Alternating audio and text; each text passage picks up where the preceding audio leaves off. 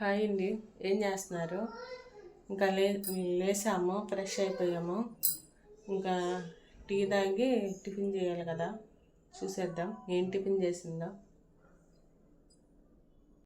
Morning అయితే టీయా తాగేసాము. అమ్మ ఏ టిఫిన్ చేసిందో చూద్దాము. ఉప్మా చేసింది.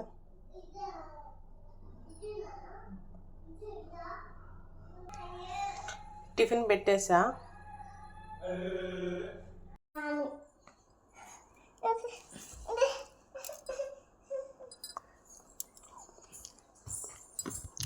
సూపర్. ఇంకా ఉప్మా తినేసాము.